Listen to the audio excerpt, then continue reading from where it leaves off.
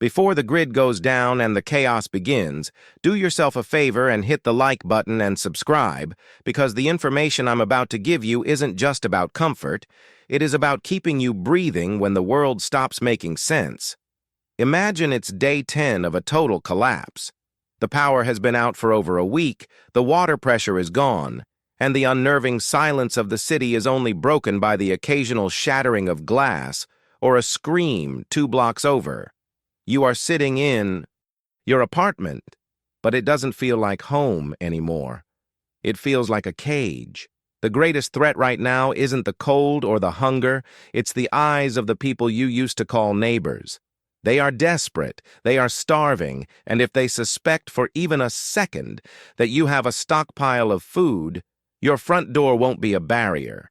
It will be a target. The walls are thin, and in a silent building, the sound of a can opening or the smell of cooking rice travels like a beacon to a predator. Most people prepare for this scenario completely wrong. You shove cases of water into the hallway closet or stack freeze-dried buckets in the corner of the bedroom, thinking that hiding something means putting it behind a door. That is a fatal mistake. When a desperate mob or a curious neighbor breaches your perimeter, the closet is the first place they look. You are operating with a surface-level mindset, treating your apartment like a two-dimensional floor plan, effectively putting your survival on display for anyone who walks in. If you want to survive the purge of the unprepared, you need to adopt a gray man protocol within your own 4 walls. We are going to dismantle the idea of your home and rebuild it using X-ray architecture. We are going to turn your furniture, your walls, and the very bones of your apartment into a fortress of deception, hiding a year's worth of life-sustaining supplies in a room that looks completely empty. The first place we need to surgical strike is the living room, specifically that comfortable sofa you're sitting on. Right now, it's just a cushion for your back. We need to turn it into a silence-verified food locker. Most couch cushions are just blocks of foam inside a zippered fabric casing. Unzip them, take a bread knife, and carefully carve out a rectangular void in the center of the foam, leaving 2 inches of padding on all sides. This is where you store your canned goods, but you don't just throw them in. Metal on metal. Clanks and noise is death. You need to wrap every single can in a wool sock or a rag before nesting them into the foam core.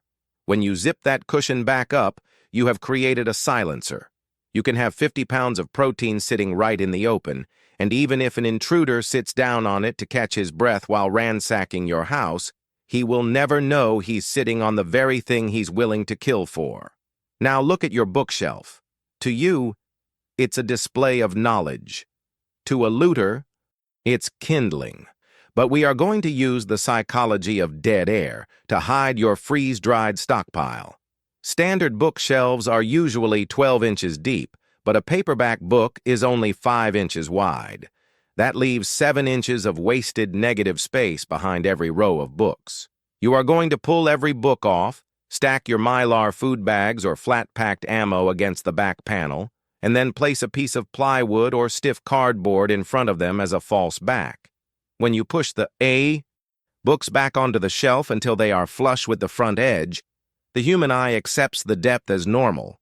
You have just converted a piece of cheap furniture into a vertical pantry that can hold 3 months of calories, and visually, absolutely nothing has changed. The mind sees the books, not the void behind them. Let's move to the kitchen, where the architecture of modern cabinetry offers a massive structural void that almost everyone ignores. The toe kick.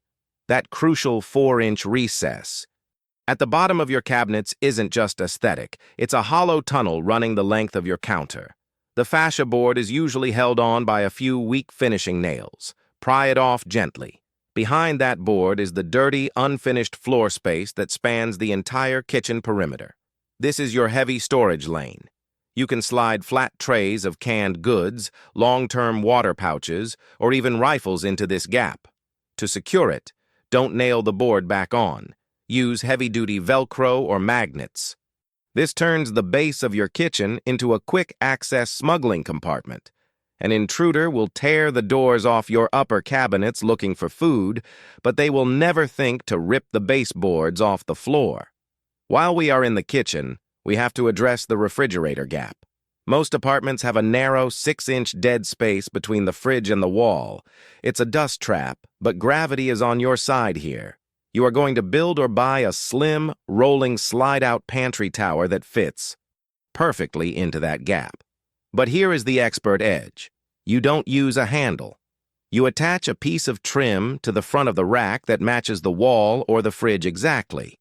When it's rolled back, it looks like a filler strip or a structural column.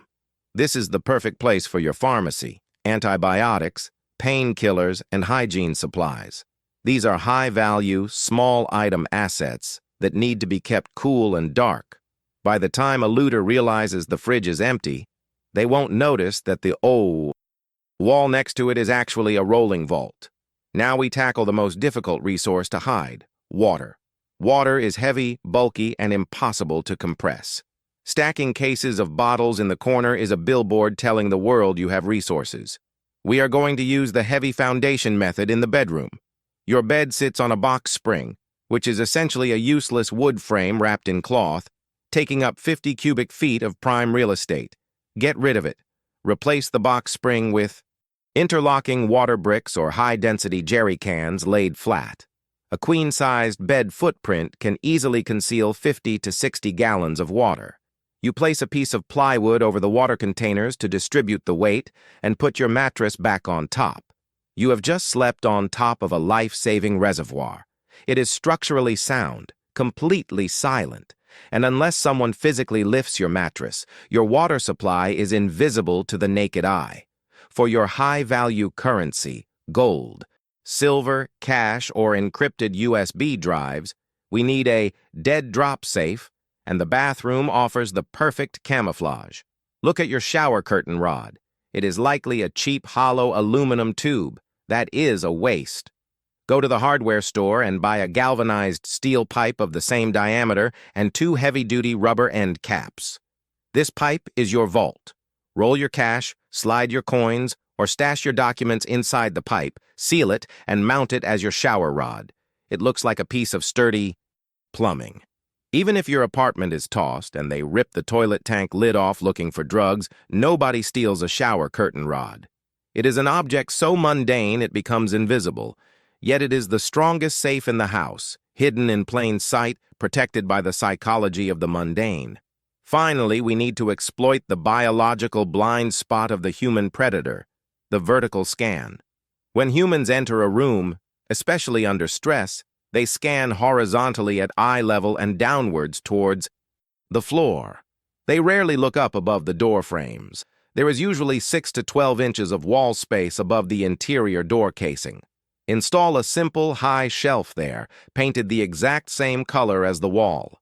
On this shelf, you don't put boxes. You put long, menacing items that you might need for defense, or rolled blueprints and maps.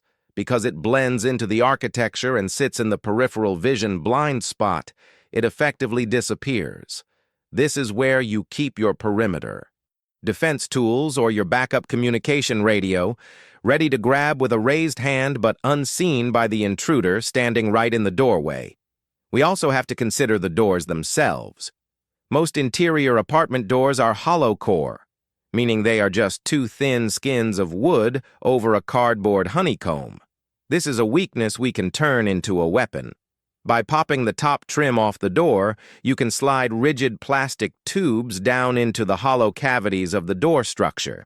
This is the ultimate hiding spot for documents, maps, or even spare rod cleaning kits for your firearms.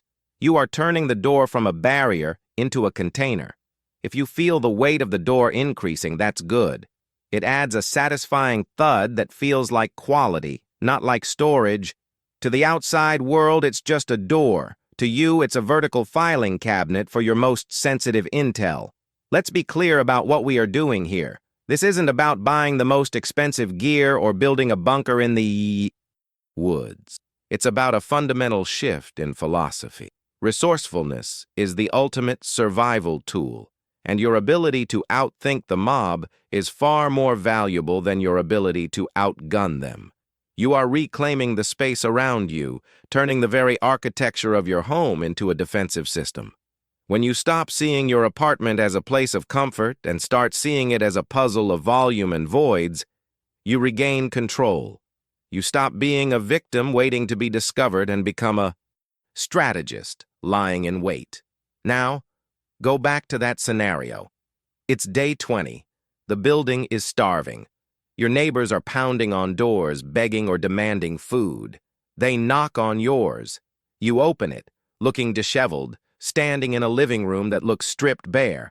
The shelves look normal, the couch looks deflated, the kitchen looks looted.